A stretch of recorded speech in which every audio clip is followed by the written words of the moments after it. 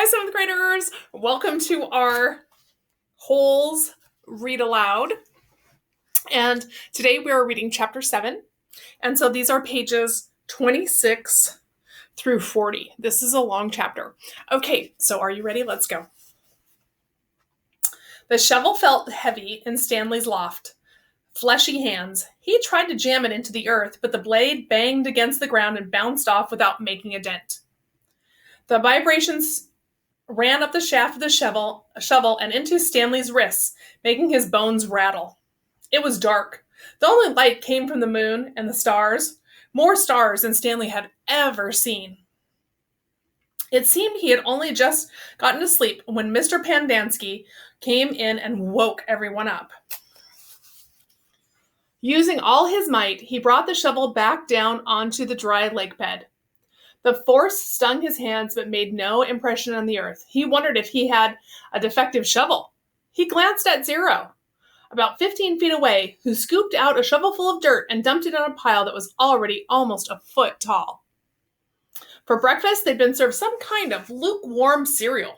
The best part was the orange juice. They each got a pint carton. The cereal actually didn't taste too bad, but had just smelled like his cot. Then they filled their canteens, got their shovels, and were marched out across the lake. Each group was assigned a different area. The shovels were kept in a shed near the showers. They all looked the same to Stanley, although X-Ray had his own special shovel, which no one else was allowed to use. X-Ray claimed it was shorter than the others, but if it was only of a fraction of an inch. The shovels were 5 feet long, from tip to the steel blade at the end of the wooden shaft. Stanley's hole would have to be as deep as his shovel, and he'd have to be able to lay the shovel flat across the bottom in any direction. That was why X-Ray wanted the shortest shovel. The lake was so full of holes and mounds that it reminded Stanley of pictures he'd seen of the moon. If you find anything interesting or unusual, Mr. Pendanski had told him, you should report it to either me or Mr. Sir when we come round with the water truck. If the warden likes what you found, you'll get the rest of the day off. What are we supposed to be looking for? Stanley asked him. You're not looking for anything. You're digging to build character. It's just if you find anything, the warden would like to know about it. He glanced helplessly at his shovel. It wasn't defective. He was defective. He noticed a thin crack in the ground. He placed the point of his shovel on top of it, then jumped on the back of the blade with both feet. The shovel sank a few inches into the packed earth. He smiled. For once in his life, it paid to be overweight. He leaned on the shaft and pried it up his first shovelful of dirt, then dumped it off to the side. Only 10 million more to go, he thought, then placed the shovel back in the crack and jumped on it again. He unearthed several shovelfuls of dirt in this manner before it occurred to him that he was dumping his dirt within the perimeter of his hole. He had laid his shovel flat on the ground and marked where the edges of his hole would be. 5 feet was awfully wide. He moved the dirt he'd already dug up past his mark. He took a drink from his canteen. 5 feet would be awfully deep, too. The digging got easier after a while. The ground was hardest at the surface, where the sun had baked a crust about 8 inches deep. Beneath that, the dirt was looser. By the time Stanley broke past the crust, a blister had formed in the middle of his right thumb, and it hurt to hold the shovel. Stanley's great-great-grandfather was named Elya Yelnats. He was born in Latvia. When he was 15 years old, he fell in love with Myra Menke. He didn't know he was Stanley's great-great-grandfather. Myra Menke was 14. She would turn 15 in 2 months, at which time her father had decided she'd be married. Elya went to her father to ask for her hand, but so did Igor Barkov, the pig farmer. Igor was 57 years old. He had a red nose and fat, puffy cheeks. I will trade you my fattest pig for your daughter, Igor offered. And what have you got? Myra's father asked Elya. A heart full of love, said Elya. I'd rather have a fat pig, said Myra's father. Desperate, Elya went to see Madame Zeroni, an old Egyptian woman who lived on the edge of town. He had become friends with her, though she was quite a bit older than him. She was even older than Igor Barkov. The other boys of his village liked to mud wrestle. Elya preferred visiting Madame Zeroni and listening to her many stories. Madame Zeroni had dark skin and a very wide mouth. When she looked at you, her eyes seemed to expand, and you felt like she was looking right through you. Elia, what's wrong? She asked. Before he even told her he was upset, she was sitting in a homemade wheelchair. She had no left foot. Her leg stopped at her ankle. I'm in love with Myra Menke, he confessed, but Igor Barkov has offered to trade the fattest pig for her. I can't compete with that. Good, said Madame Zeroni. You're too young to get married. You've got your whole life ahead of you. But I love Myra. Myra's head isn't empty as a flower pot. But she's beautiful. So is a flower pot. Can she push a plow? Can she milk a goat? No. She is too delicate. Can she have an intelligent conversation? No. She is silly and foolish. Will she take care of you when you're sick? No. She is spoiled and will only want to take care of her. So she is beautiful? So what? Madame Zeroni spat on the dirt. She told Elia he should go to America, like my son. That's where your future lies, not with Myra Menke. But Elia would hear none of it. He was 15, and all he could see was Myra's shallow beauty. Madame Zeroni hated to see Elia so forlorn. Against her better judgment, she agreed to help him. It just so happens my sow gave birth to a litter of piglets yesterday, she said. There is one little runt whom she won't suckle. You may have him. He would die anyway. Madame Zeroni led Elia around back to her house where she kept her pigs. He took the tiny piglet, but he didn't see what good it would do him. It wasn't much bigger than a rat. He'll grow, Myra Zeroni assured him. Do you see that mountain on the edge of the forest? Yes. On the top of the mountain there is a stream where the water runs uphill. You must carry the piglet every day to the top of the mountain and let it drink from the stream. As it drinks, you are to sing to him. She taught him a special song to sing to the pig. On the day of Myra's 15th birthday, you should carry the pig up the mountains for the last time. Then take it directly to Myra's father. It will be fatter than any of Igor's pigs. If it is that big and fat, how will I be able to carry it up the mountain? The piglet is not too heavy for you now, is it? Of course not. Do you think it will be too heavy for you tomorrow? No. Every day you will carry the pig up the mountain. It will get a little bigger, but you will get a little stronger. After you give the pig to Myra's father, I want you to do one more thing for me. Anything, he said. I want you to carry me up the mountain. I want to drink from the stream, and I want you to sing the song to me. He promised he would. Madame Zeroni warned that if he failed to do this, he and his descendants would be doomed for all of eternity. At the time, he thought nothing of the curse. He was just a 15-year-old kid, and eternity didn't seem much longer than a week from Tuesday. Besides, he liked Madame Zeroni and would be glad to carry her up the mountain. He would have done it right then and there if he wasn't yet strong enough. Stanley was still digging. His hole was about 3 feet deep, but only in one corner. It sloped upward to the edges. The sun only had just come up over the horizon, but he already could feel its hot rays against his face. As he reached down to pick up his canteen, he felt a sudden rush of dizziness to put his hands on his knees to steady himself. For a moment, he was afraid he would throw up, but the moment passed. He drank the last drop of water from his canteen. He had blisters on every one of his fingers and one in the center of each palm. Everyone else's hole was a lot deeper than his.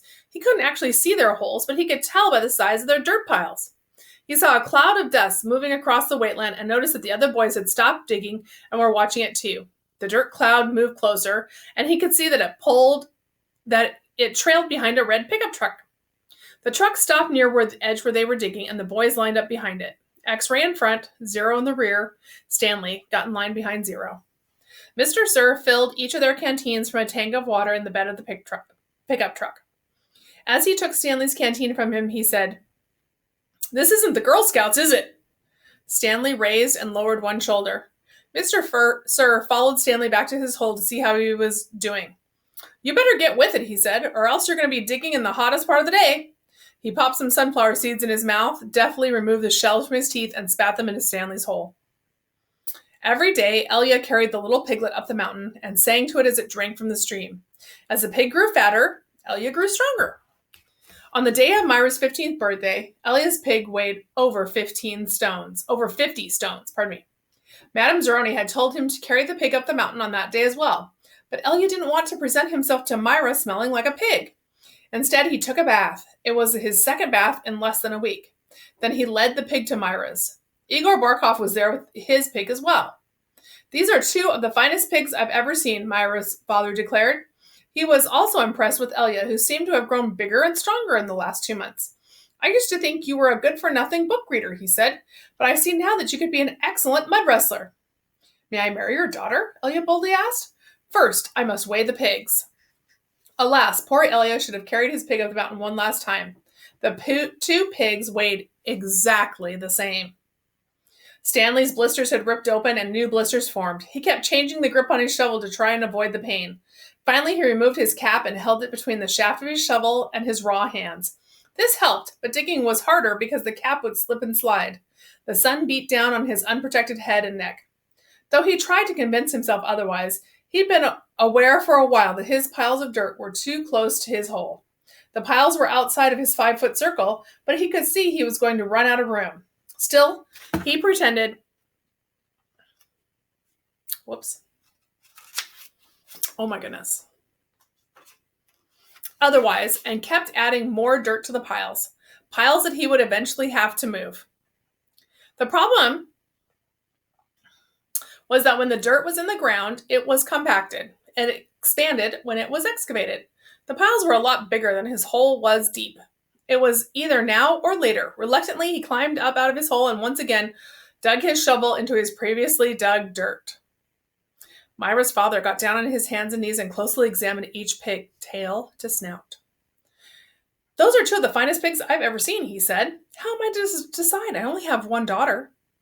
Why not let Myra decide, suggested Elia. That's preposterous, exclaimed Igor, expelling saliva as he spoke.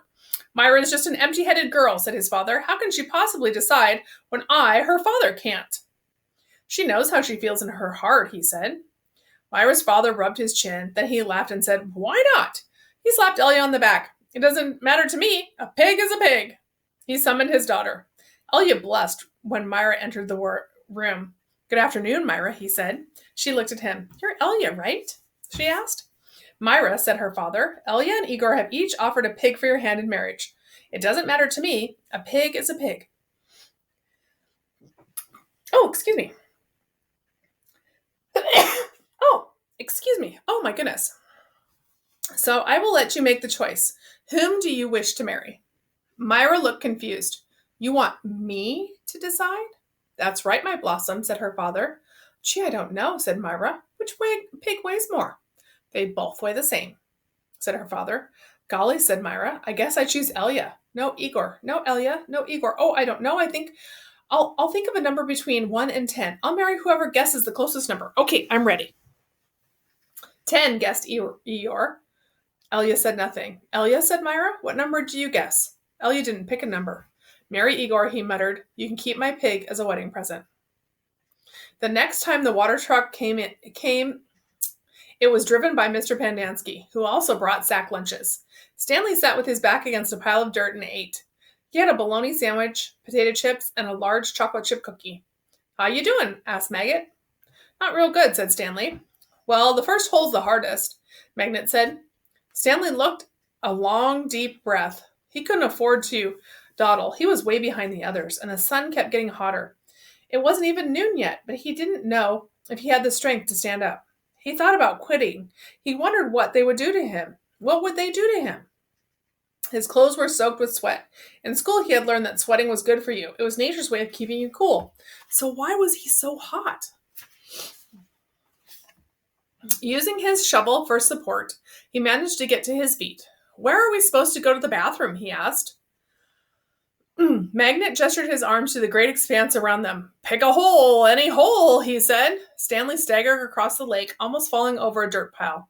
Behind him, he heard Magnet say, but first make sure nothing's living in it. After leaving Myra's house, Elia wandered aimlessly through the town until he found himself down by the wharf. He sat on the edge of a pier and stared down at the cold, black water. He could not understand how Myra had trouble deciding between him and Igor. He thought she loved him. Even if she didn't love him, couldn't she see what a foul person Igor was? It was like Madame Zeroni had said. Her head was empty as a flower pot. Some men were gathering on another dock, and he went to see what was going on. The sign said, Deckhands wanted, free passage to America. He had no sailing experience, but the ship's captain signed him aboard. The captain could see that Elia was a man of great strength. Not everybody could carry a full-grown pig up the side of a mountain. It wasn't until the ship had cleared the harbor and was heading out across the Atlantic that he suddenly remembered his promise to carry Madame Zeroni up the mountain. He felt terrible. He wasn't afraid of the curse. He thought that was a lot of nonsense. He felt bad because he knew Madame Zeroni had wanted to drink from the stream before she died. Zero was the smallest kid in Group D. He was the first one to finish digging. "You're finished?" Stanley asked. Zero said nothing. Stanley walked to Zero's hole and watched him measure it with his shovel. The top of his hole was a perfect circle, and the sides were smooth and deep.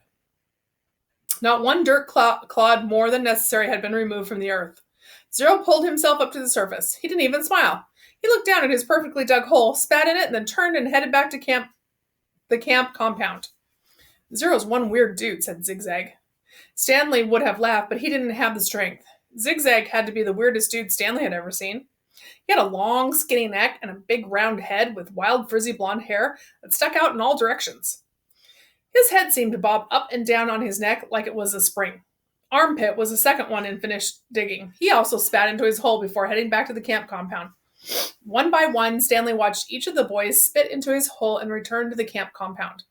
Stanley kept digging. His hole was almost up to his shoulders, although it was hard to tell exactly where the ground level was because his dirt piles completely surrounded the hole. The deeper he got, the harder it was to raise the dirt up out of the hole. Once again, he realized he was going to have to move the piles. His cap was stained with blood from his hands, and he felt like he was digging his own grave. In America, Elia learned to speak English. He fell in love with a woman named Sarah Miller. She could push a plow, milk a goat, and most important, think for herself. She and Elia often stayed up half the night talking and laughing together. Their life was not easy. He worked hard, but bad luck seemed to follow him everywhere. He always seemed to be in the wrong place at the wrong time. He remembered Madame Zeroni telling him that she had a son in America. He was forever looking for him. He'd walked up to complete strangers and asked if they knew someone named Zeroni, or had ever heard of anyone named Zeroni. No one did. Elia was sure what he'd do if he ever found Madame Zeroni's son anyway, carrying him up a mountain and sing a pig lullaby to him. After his barn was struck by lightning for the third time, he told Sarah about his broken promise to Madame Zeroni. "I'm worse than a pig thief," he said. "You should leave me and find someone who isn't cursed." "I'm not leaving you," said Sarah, "but I want you to do one thing for me." "Anything," he said. "Sing me the pig lullaby." He sang it for her. Her eyes sparkled. "That's so pretty. What does it mean?" Elia tried the best to translate from Latvian into English, but it wasn't the same. "It rhymes in Latvian," he told her. "I could tell," said Sarah.